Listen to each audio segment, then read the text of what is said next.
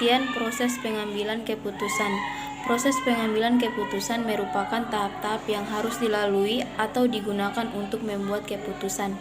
Secara garis besar, mengambil keputusan terdiri dari 3 tahap, yaitu 1. Penemuan masalah. Masalah harus didefinisikan dengan jelas sehingga perbedaan antara masalah, misalnya isu, menjadi jelas. Yang kedua, pemecahan masalah. Langkah-langkah yang diambil yaitu A. Identifikasi alternatif-alternatif untuk memecahkan masalah. B. Identifikasi faktor-faktor yang tidak dapat diketahui sebelumnya atau di luar jangkauan manusia.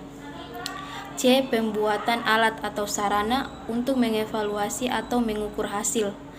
D. Pemilihan dan penggunaan model pengambilan keputusan. 3. Pengambilan keputusan berdasarkan keadaan lingkungan atau kondisi yang ada, yaitu pasti, tidak pasti, resiko, dan konflik.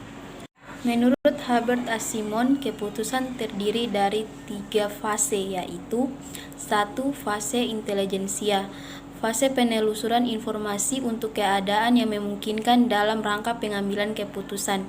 2. Fase desain, fase pencarian atau penemuan. Fase ini terdiri dari identifikasi masalah dan formulasi masalah.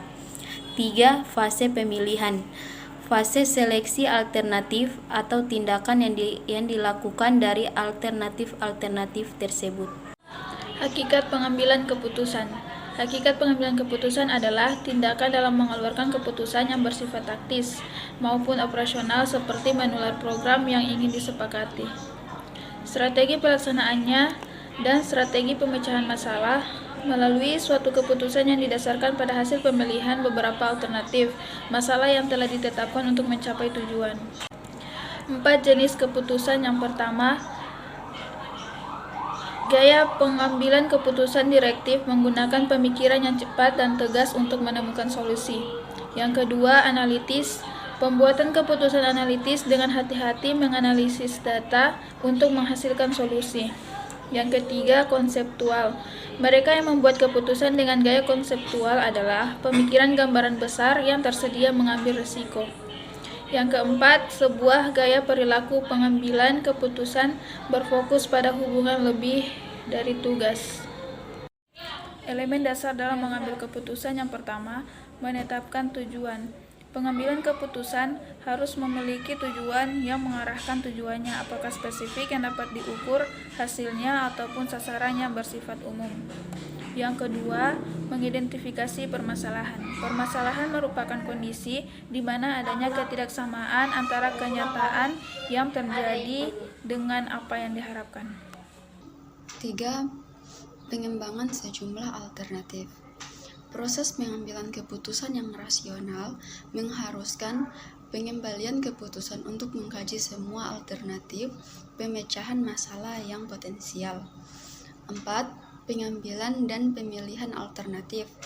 Alternatif yang baik adalah hubungan dengan sasaran atau tujuan yang dicapai. 5.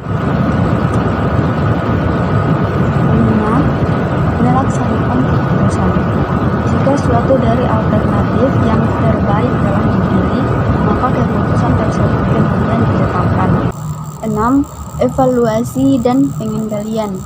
Mekanisme pengendalian dan evaluasi perlu dilakukan agar apa yang diharapkan dari keputusan tersebut dapat terrealisasi. Faktor pengambilan keputusan. 1. Posisi atau kedudukan. Dalam kerangka pengambilan keputusan, posisi atau kedudukan seseorang dapat dilihat dari letak posisi dan tingkatan posisi. Yang kedua, masalah. Masalah adalah apa yang terjadi penghalang untuk terciptanya tujuan, yang merupakan penyimpangan dari apa yang diharapkan, direncanakan atau dikehendaki. 3. Situasi.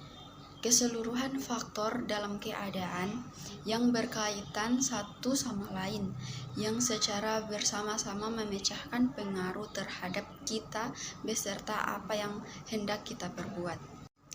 4. Kondisi.